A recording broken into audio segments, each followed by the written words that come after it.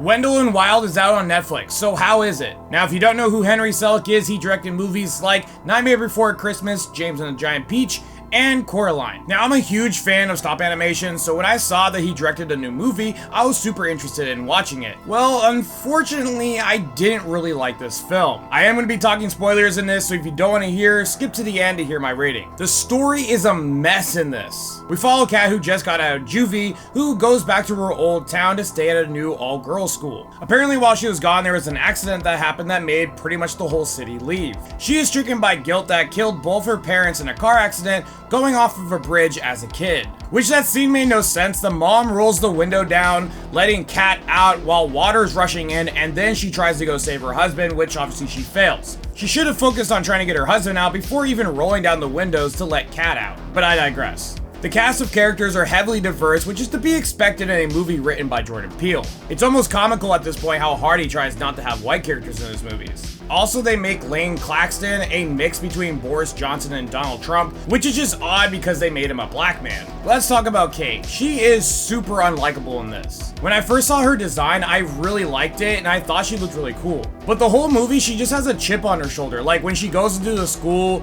she is just blaring her boombox throughout the hallways and inside the classroom. It's like, we get it, you're a rebel, calm down. I also don't like in a movie written by Peele, he still has the stereotype of her getting out of juvie.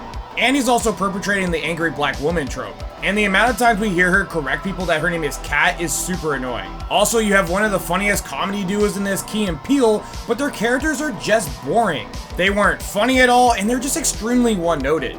Let's talk about how they ripped off a lot of things from Nightmare Before Christmas. You have Manberg, who's kind of a copy of Dr. Finkelstein. You have Buffalo Belzer, who's pretty much Oogie Boogie.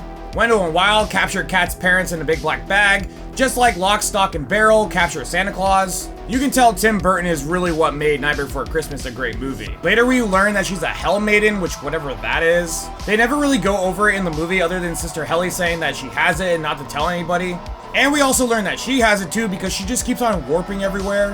After she gets her supposed gift, she sees Wendell and Wild in her dreams and they tell her that they can bring her parents back from the dead. I also don't like the fact that they use hair cream as the thing that brings people back from the dead. I just think they could have been something way cooler instead of that. There's also the B-plot storyline of the evil rich people who are trying to open a prison. And then you have like a slight C-plot story with Raul and his mom who is trying to stop the prison. And he's also like graffitiing the whole town to make this like huge mural or something. I don't know.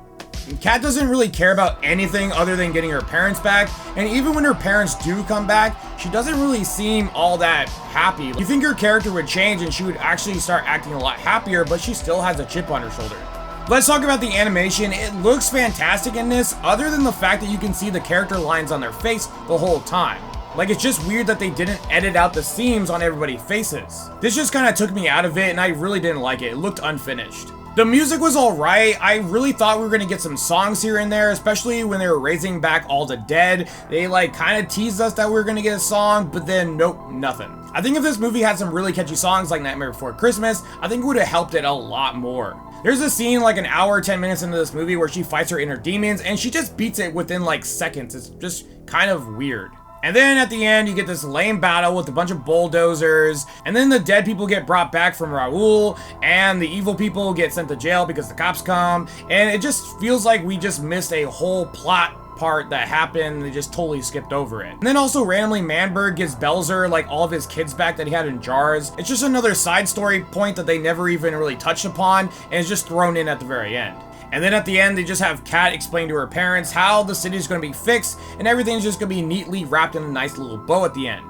In all, Wendell and Wild was just a convoluted mess with too many story points clashing into each other. It has some really nice animations, but I really don't care about any of these characters. And there's a lot of stuff that's just not explained. This is why I give Wendell and Wild a 5.5 out of 10. If you guys like this review, hit that like button. If you guys want to see more, hit that follow button. And as always, thanks for watching.